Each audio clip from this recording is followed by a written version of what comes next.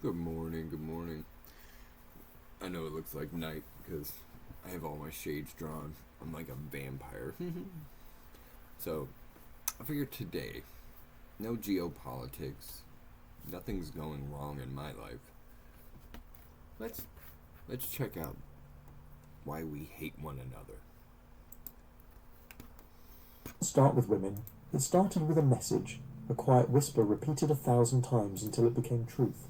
At first it sounded harmless, even noble. Be strong, be independent. You don't need a man. The seed was planted softly, buried under slogans about empowerment, equality. But like any seed, it grew. And over time what sprouted wasn't freedom, it was division. Because every movement that begins in pain eventually learns to feed on it. And that's what happened here. For decades, women were told that men were the reason they suffered, the reason for their silence, their sacrifices, their lost potential. It became a simple story, easy to understand, easier to sell. The villain was clear, the hero was waiting to rise, and soon every form of media began watering that seed. Commercials showed women breaking free from men. Movies glorified the idea of the strong woman standing above the weak man. Talk shows mocked husbands, fathers, boyfriends, calling it humour. It wasn't humour, it was hypnosis. Because when you repeat a message long enough, I'm gonna interrupt this one pretty often. So if that annoys you, go ahead and click away. There's no judgment. I'm not mad. But I noticed mirror. I noticed very early on. I think I was like 15 when I was like, why is every dad dumb?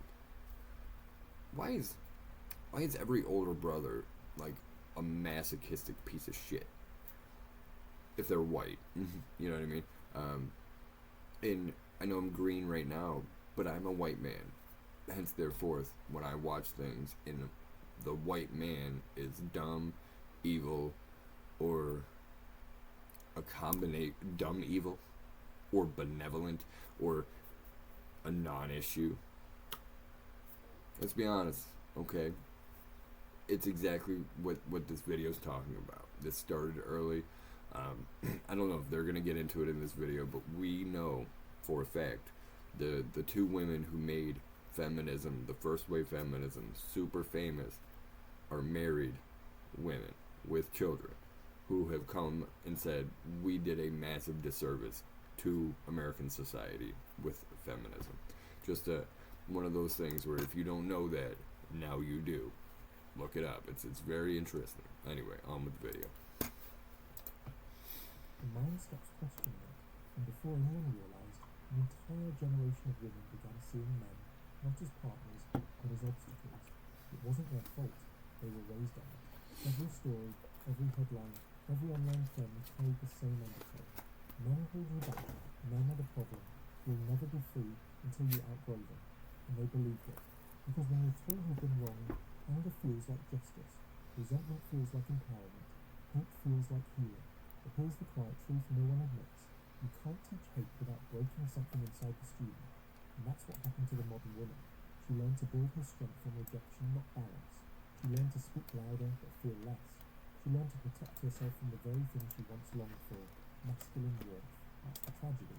The seed wasn't about liberation, it was about separation, because a divided world is easier to control. And while men and women were busy blaming each other, someone else was profiting from the fight. Someone who planted that seed and watched it grow into the forest of confusion we live in now. Section 2. The inversion of blame. Every movement needs a villain. Without one, there's no... I think that was passed over a little, like minimized a little bit. What they just said there needs to be expanded on.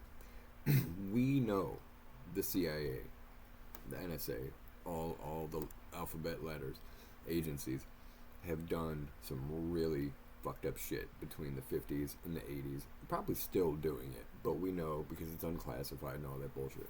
So this makes perfect sense. Perfect sense that newspapers and TVs would start flooding this because it's propaganda. The CIA propaganda. I'm sorry, that's what I believe. It might be conspiracy. I might be way off base here, but it makes the most sense to me. So we just this is my first time seeing the video. I'm sure it's fantastic, but I don't want to minimize that. That is huge. So now, on to his chapter 2. But so far, so good. Really, really enjoy it. Good shit. Okay, doopy-doo. On with the show. No purpose. So when society began to reshape its narrative, it found the perfect target: men. It didn't happen overnight. It was gradual, a subtle rewriting of history, one headline, one sitcom, one classroom discussion at a time. The story became simple enough for everyone to believe. Men built the world, yes, but they built it for themselves. Men held power, yes, but they used it to suppress. Every achievement of humanity suddenly came with a hidden crime, and soon masculinity itself became guilty by association. The very traits that once built civilizations, strength, leadership, stoicism, discipline, were rebranded as toxic, oppressive, outdated. While the chaos that replaced them was sold as progress, the inversion was complete when men began a Hey, quick question for you. What is easier to say? You're toxic or you're stoic? Right? Stoicism comes with you might be a little, what's the word? Reserved, but you're holding yourself down. That's what stoicism means. You're not emotionally going for shit you can't control. Stoic. How is that toxic? But it got rebranded as toxic. You can ask my wife. She gets a little mad at me sometimes, but I am a man's man. I have no filter with my reactions. I'm very on the cuff. I am actually way more emotionally fucked up than a lot of other people. But it's my cross to bear. I don't put that on others. You know what I mean? Like, I have issues. I know I have issues. It's all on my socials. You want to know about my issues? Go on my socials. You'll learn all about me. You also learn that I've come a long way, and I'm very happy to be where I'm at, and that's why I'm actually talking to a camera now, because I'm actually confident in where I'm at. Anyways, we're gonna get on with this, but it's sinister stuff, and I'm just glad that I found a woman who didn't buy into the bullshit. A lot of other women did. for being what they were born to be, and fathers were mocked in commercials, and husbands became the punchline of every sitcom, and teachers told young boys to sit still while praising girls for their emotional sensitivity. It wasn't.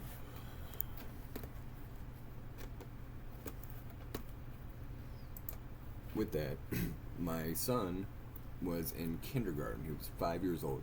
We put him in a year early because of where his birthday falls. He was the youngest kid in his class, funny enough. But it was only by a couple months. It wasn't by a year or anything like that.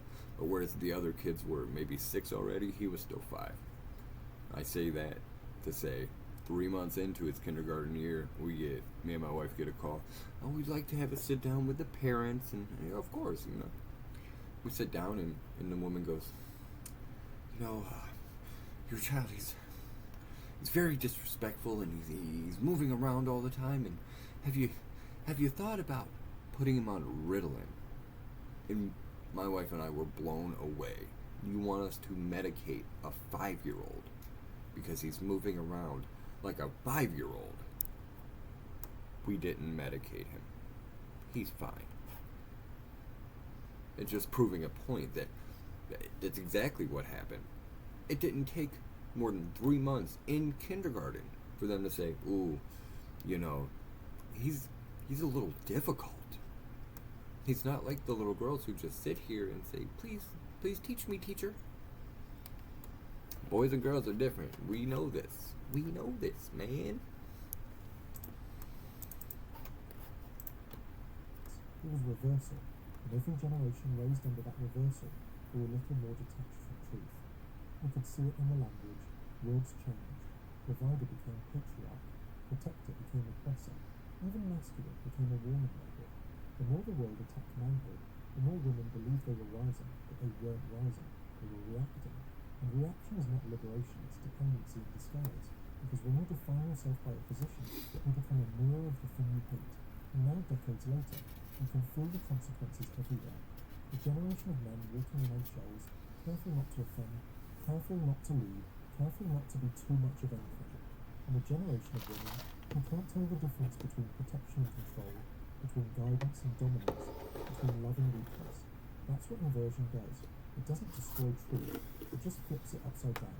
It turns strength into guilt, care into manipulation, and partnership into a battle for moral superiority. It was never about equality, it was about rebalancing power, and keeping people too busy fighting to notice who's writing the rules. We gotta stop it when they make excellent points like that. What a phenomenal point. I'm so angry. I'm angry that they want us to hate black folks, that they want us to hate gay folks, that they want us to hate women. They want us to hate. I do not want to hate. I hate doing this. I have a black best friend. My wife is a woman. My mother, a woman. My sister, a woman. My brothers, men. My father, man. That's just describing what they are. That has nothing to do with who or what. It's so frustrating. Yeah, I'm so frustrated. Mm-hmm. But it's made to divide, to distract, to annoy, to emote. Frustrating. Anywho's it's. Section 3. The Feminine Rebellion. Rebellion used to mean something sacred. It was the voice of the oppressed demanding truth. The courage to rise against real change, real pain, real injustice. But somewhere along the way, that rebellion was hijacked, reshaped, rebranded, and sold back to women as something new, freedom from men. It sounded empowering, it looked heroic, it felt righteous, but it wasn't rebellion against oppression anymore. It was rebellion against connection, because the truth is, women never hated men. They were taught to. They were taught that love makes them weak, that compromise means submission, that trusting a man means betraying every woman who ever suffered before them. And that's how the feminine rebellion lost its heart. The rebellion became performance, a ritual of defiance without a cause, anger without direction, a movement without meaning. Bing, bing, bing. I can prove this by saying, I guarantee you know somebody on your timeline, your FYP, your Instagram page. I don't know what that's called. I'm kind of slow. There is going to be somebody who has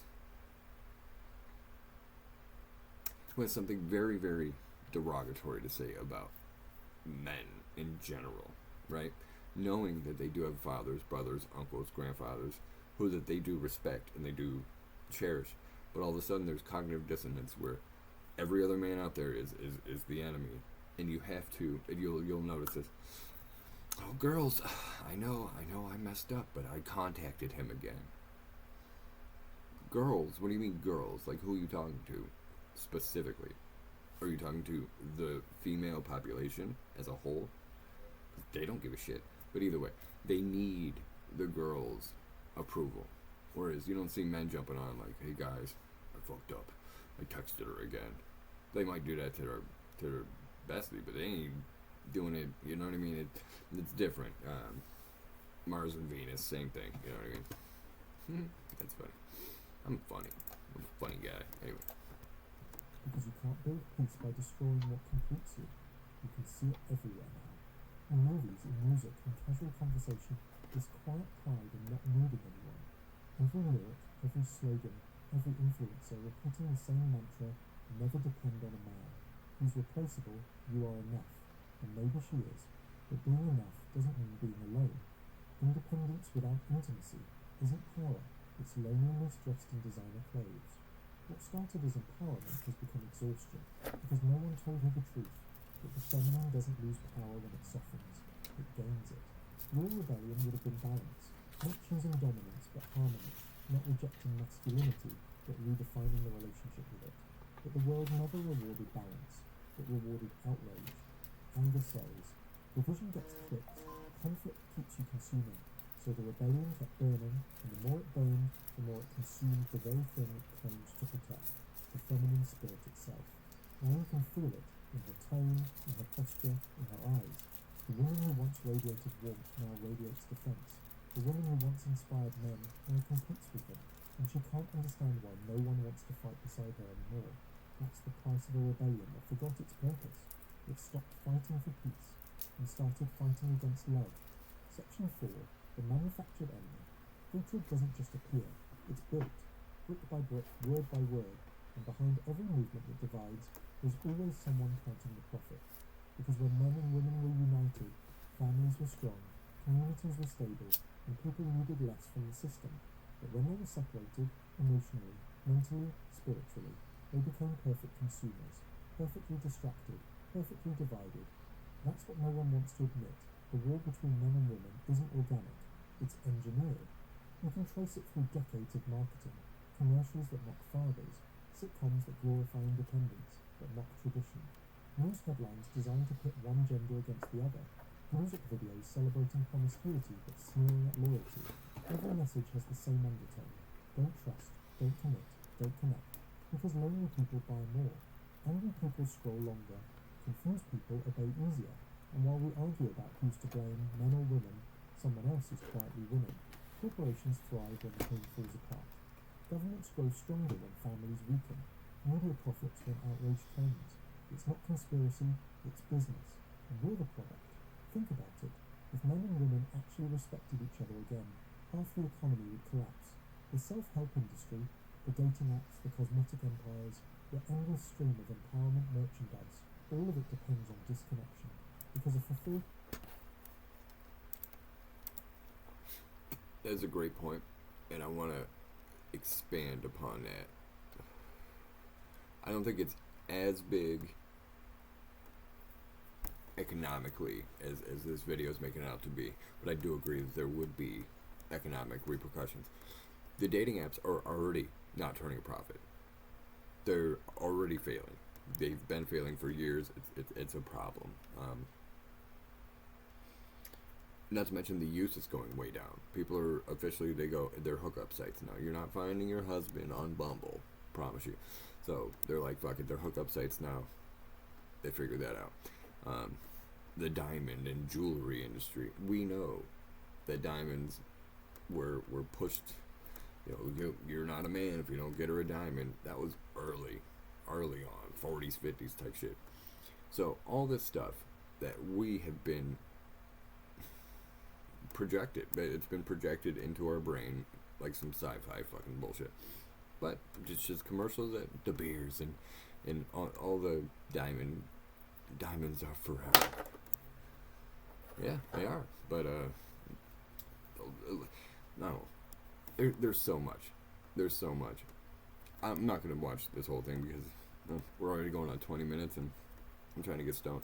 So I think we all need each other way more than people are letting on. And it's starting to be known. The TikToks are starting to sway a little bit from I don't need no man to I kind of want a man. You know what I mean? So things are changing. Not fast enough, though. Not fast enough. And the people who want this, they're trying. They are trying. They're not letting this die. Not at all. So we, as normal, regular operating people, need to push against this narrative that men and women hate each other. Because we don't. Like, I don't hate women. I don't believe they hate me. I work with a bunch of women. I work with a bunch of dudes. It's all pretty good.